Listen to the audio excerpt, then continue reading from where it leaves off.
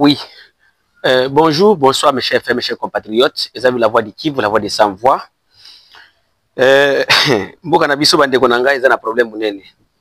Donc IDPS ils ont se mettre terreur partout.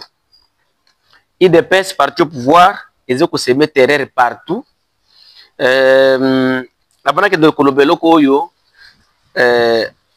correspondant na biso ya Kalemi a outi ko signaler biso que non il y a une arme au bauti ko komona na quartier Kankomba tout près à église luthérienne na Kalemi ba mama moko banda ko transporter bazelu place wana bakuti arme place wana mais ba bengi déjà la police et yé ko zwa arme wana et puis enquête bandi donc ezali situation leki na kati ya ville ya Kalemi lelo na kati ya province ya Tanganyika. Alors il y a une chose que tozo kende to kende ko lobela désordre munel ozali na kati ya ville ya Lubumbashi. La voix du Kivu, la voix des sans-voix, toujours au service du peuple. Nous sommes la voix du Kivu, la voix des sans-voix, toujours au service du peuple. Nous sommes là, malgré que nous sommes appelés la voix du Kivu parce que nous sommes au Kivu, mais situation sur le Congo, ici, il y a un problème il faut dénoncer. Il y a un grand problème au ministre de la Santé, il y a la République démocratique du Congo, azoko semé na kati ya ville ya Lubumbashi et pas ya coordonnateur provincial ya okateanani ya programme national de l'hygiène aux frontières à Lubumbashi, monsieur Mume. Information na biso tozu yango après avoir dossier kokota na parquet ne bato moko ya parquet oyo bazana besoin de désordre kota kati ya Congo te ba bengi la voix de Kivu tala tala ndenge chef nani ministre ya santé azoko semé des ordres awa. Qu'est-ce qui s'est passé? PNHF, ezali branche, donc ezali programme national de l'hygiène aux frontières, ezali na kati ya ministère ya santé na kati ya République démocratique du Congo. Ministre ya santé national provincialité à Kinshasa asengaki $80,000 et pas il y a monsieur Mume. C'est monsieur Mume, c'est lui qui est le coordonnateur provincial, il y a PNHF Nakati, il y a province ya Okatanga. Après avoir yé kosenga $80,000 qui va nous couper ça $80,000 par mois. Or $80,000 wana ezate kino kokina kati ya trésor public. $80,000 wana ezate neti biscuit, neti mai. Tandis que tous souffrir, tandis que souffrance c'est tondi na kati ya mboka, tandis que ceux qui sont au front ici, il manque même à manger. Nous n'avons même pas de munitions, nous n'avons même pas de carburant pour faire déplacer nos militaires ou bien nos azalendo. Mais les $80,000, oyo ebandoko kende na kati ya poche ya ministre de la santé. Le coordonnateur Mume a dit que vraiment je ne peux pas faire ça. Parce que mbongo wana ezali mbongo ya l'État. Ministre de la santé a dit boy. Soki boy ko pesa ngambongo wana na ngande ministre na kolongola na fonction wana et puis na kokangisa yo que vous êtes un membre de l'M23. Je vais vous accuser ça et comme je suis de l'IDPS et je suis de la famille du chef de l'État, donc c'est l'information qu'il a eu qu'il lui a promis ceci. Vous savez que vous êtes Katangé et comme vous êtes Katangé, moi je suis Kassayen.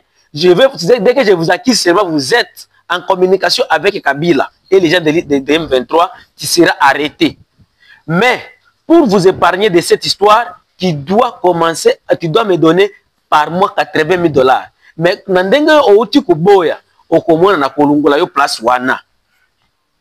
donc, ministre de la Santé a utilisé Makambo Mutu Kozala Katangé et commis infraction ou bien est commis la faiblesse. Il y a monsieur coordonnateur provincial Mume. Mume a répondre qui est que non, ça le loko linga, mais ngai naza chrétien na kopé sa yo $80,000 wanate. Alors, ministre de la santé, ndesiko atindaki petite sœur na ye, oyo atindaki na Lubumbashi, oyo azali directrice provinciale à PNHF.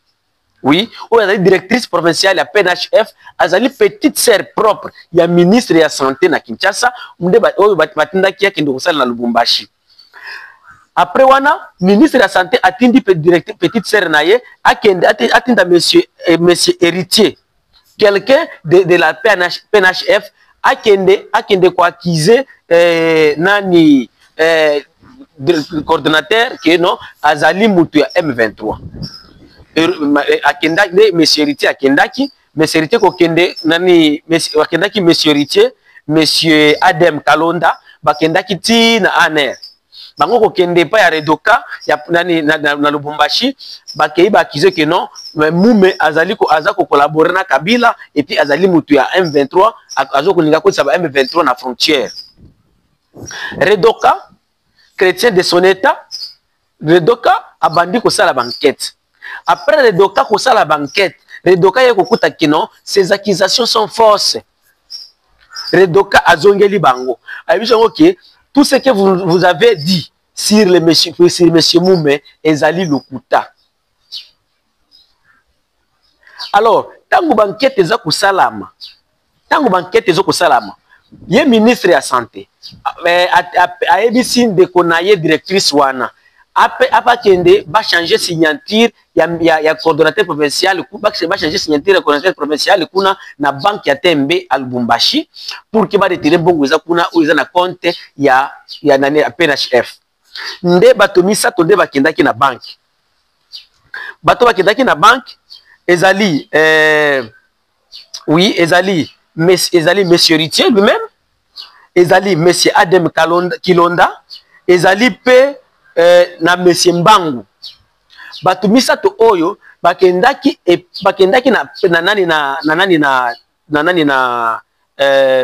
na banque ya Tembe bakei ko changer signature ya chef na bango. Na compte na compte oyo ya mbongo ya l'État. Après bango ko changer eloko wana basala ki retrait à $51,000 na kati ya compte ya PNHF. Après bango ko sala retrait $51,000 baye ko pesa directrice oyo ya nani ya PNHF oyo leki ya ministre ya santé ba pesa $21,000 atinda na Kinshasa comme mai ya komela ya chef. Donc directrice monsieur Kilonda plutôt monsieur Ritier et monsieur Mbangu bazumbongo wana batindi yango epa ministre national de la santé. Information comme la président Félix Tshisekedi, mais information comme la première ministre Souminwa, madame Souminwa. Mais information comme l'autorité nyosona Kinshasa ba kino, c'est vous à Kinshasa qui sont en train de semer des désordres dans des provinces. Alors, après wana, il essaie de vous signaler ceci. Tant que la procédure oyo ebandaki d'abord, ya kolinga mutu wana pesa ye $80,000. Tiaboula était encore gouverneur. Tiaboula et Redoka, ils avaient bien informé le ministre de la Santé. Comme vous savez que non, président de la République, aboya to longola to destituer mutute, to sala ba remplacement ou tel to remplacement na mutuboy. Aboya eloko oyo, eloko zo ngoyo sala awa, ils ont des ordres. Ministre à loba que je vais le faire. Alors, après bango kokende kotinda 21,000 wana na Kinshasa, nde sikoyo ba monsieur Kalonda wana, monsieur Mume, lobby, otozoko loba lobby oyo ya les 29. Parce que basengaki que monsieur Kalonda, ye ministre sengaki que monsieur Mume a démissionné. Après le ministre sengaki que monsieur Mume a démissionné, va remplacer par monsieur Héritier. Hein? Parce que c'est lui qui va remplacer par M. Ritier. Parce que le dossier on a kendele. Et comme il y a un dossier comme il y a une province. Parce que les Katangais commencent maintenant à attaquer que non, leurs enfants, les Kassaïens veulent remplacer leurs enfants au profit de notre Kassaïen dans leur province. De Makambozo comme il y a un tamboula. Nazo koloba oyo batengana na munoko. Oyo na yoki, oyo la pesingai à partir de Lubumbashi. Je ne suis pas à Lubumbashi. Mais, mutu oyo pesinga information, après d'avoir koyoka dossier nango, après koyoka nungu za libanda, na azali un agent de l'État, ayebisinga alobi na kotumba mboka nangate. Et puis je n'ai pas le niveau d'envoyer une lettre auprès du président, comme ça que non, il y a un dossier ici, et koki kokende kisusu komema biso na bitumba bakasayen Katangé. Vaut mieux qu'il ait informé la voix du Kivu, abelé la eloko oyo pour que écoute la nabiro à chef. Ayo chef pour que le président de la République, na premier ministre, bayoka désordre nini, ministre de la santé azako seme awa na Lubumbashi. Construisons l'unité, mes chers frères. Alors, après wana, monsieur, nde sikoyo, nani lobby oyo, lobby ya les 29. Ministre, nani directrice, ya nani ya santé, ya PNHF. Comme lui, elle est la titulaire du ministre et elle est originaire de la province du Grand Kasaï. Il est allé amener les militaires, bagères, garde républicaine, oyo ezali na prérogative ya ko sécuriser chef de l'État. Biloko ya chef de l'État na va frontière ya mboka bakei bazui bango na kan Kimbembe. Baya basala désordre na bureau ya PNHF. Bureau ya PNHF eza wapi? Eza na kati ya enclos ya hôpital interprovincial ya Senui. Baye ko wana bagère wani mibale ko ya wana babandi ko buka bakanga batu nini après avoir bango komanda ko buka nde nani aner eyoki information wana après aner ko yoka information wana baye redoka vraiment nos félicitations parce que population alobi ke yo vraiment musala na yo zaboy. Ce n'est pas que non parce que je suis Kasaï, des gens favoriser mes frères Kasaï. C'est comme ça un homme doit travailler. Nous devons travailler pour le Congo, pas pour nos tribus ou pas pour nos provinces.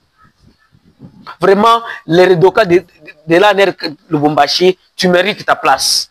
Tu es un homme d'État, tu es un homme digne. Là où vous voyez que non, un peuple, le peuple est en train de vous dire que non, celui-ci, lui, c'est quelqu'un qui est toujours au service de la population. Vraiment. Malgré qu'il y ait des redokas à Zakasayen, mais Moussa Lazo Sala Lubumbashi. Azo Sala Zotala ni Kasayen, ni Katangue, ni Kivoussé, ni Équatorien, ni Nanazotala Bilokwanate. Aza toujours na kati ya droiture. Donc lui, il est au service de la nation. Ce n'est pas moi. Nayebi écoute elongité. Nayebi écoute elongité redoka Lubumbashi. Mais vraiment, Dieu nangai va surtout le wakake, tu peux mawayako. Hein, donc nakupa mawayako, pa félicitations yako. Félicitations. Nde sikoyo après le doka aye abakangi ba militaire wana gère wana ba memi bango na bureau ya ANR. Comment vous pouvez venir semer les désordres ici, vous les militaires? Après nde sikoyo ba sonner na Kimbembe. Après avoir sonné na Kimbembe, yé directrice soit qui a joué militaire et belé.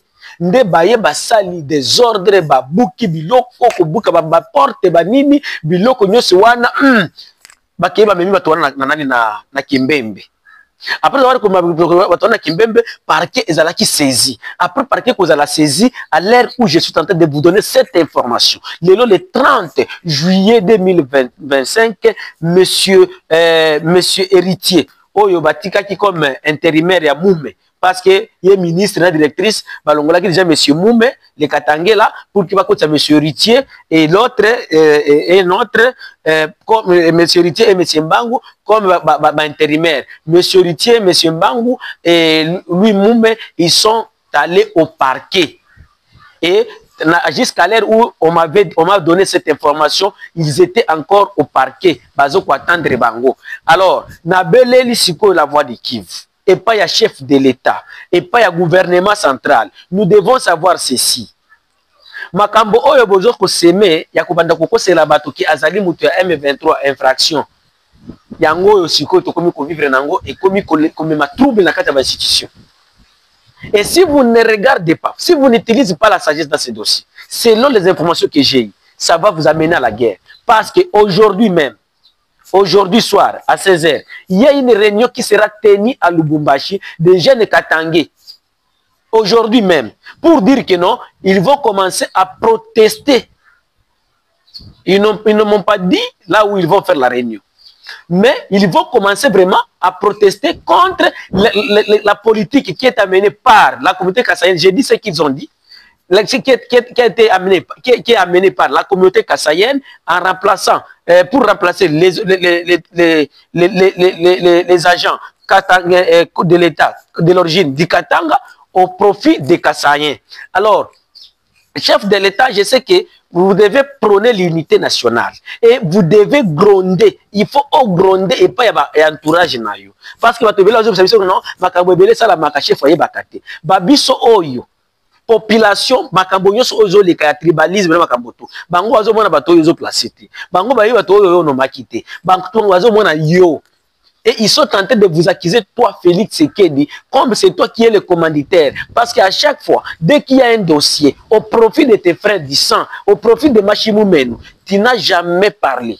Olobakate, au fond de la Kimia, Yango Batoazo, comme on a que Yonde, les grands tribalistes de la République. Et avec ce tribalisme-là, ça va nous amener à déchirer notre pays. Ça va nous amener à déchirer l'international. Et avec ce tribalisme-là, nous ne pouvons pas avoir la paix durable dans ce pays. Parce qu'après les M23, nous aurons une autre branche déjà.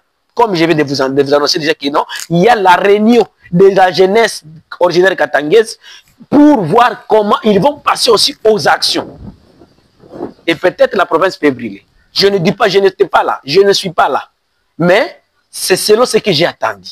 Et parce que nous ne voulons pas que notre pays ait tombé sous la carte de nous ne voulons pas que Mbokanabiso et que chef de l'État, Benga na Lubumbashi, Benga ministre de la Santé, Yebisaye halt à tout ce que vous voulez faire.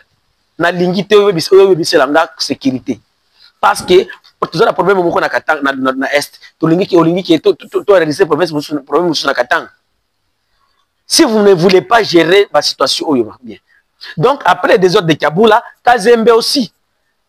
Kazembe a utilisé donc Bambongo zoko tambola pour le moment. Donc Bambongo la province, ya Katanga. Donc Kazembe pour na s'éterniser, pour na kufanda na pouvoir, il veut détruire ses frères.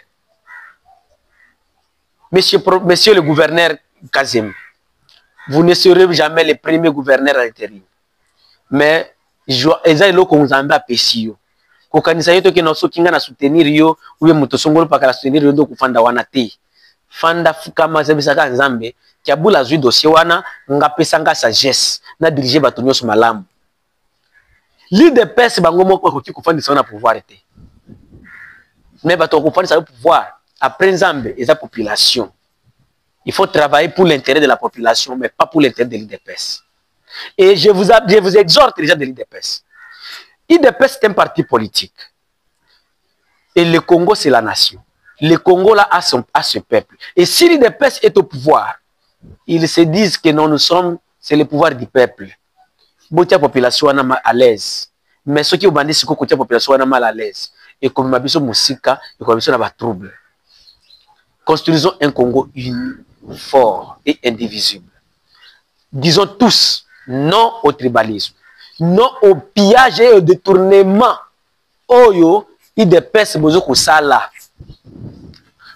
Bâtissons notre pays dans l'unité pour que tout à Congo, lobby, tout comme bêta tout le kenon, tant que l'IDPS est à pouvoir, ils nous ont fait ceci.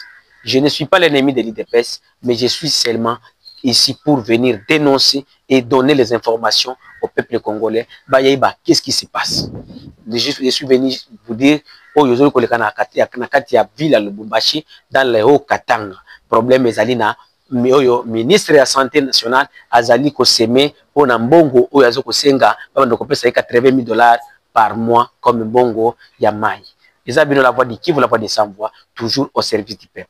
Numéro c'est plus 43 85 88 08 330. Partout où il y a des problèmes, au Biso, informations à la sûre avec des preuves pour que tout le la information one. Okipe Kosunga Media, il y a la voix du Kivu, pour tout de Musika, ba méga banini, okipe de la Biso à partir d'Orange Money, tous les numéros, les mêmes numéros. Ceux qui ont bengi na téléphone, et les kate, mais ceux qui ont tindi message tokozwa. Ceux qui ont tindi inani moi tu que tokozwa. Tokoloba lisu merci pour que ça la mission qui to continuer nous ça la mission toujours qui. Merci, ça la voix d'équipe, la voix des sans voix, toujours au service du peuple.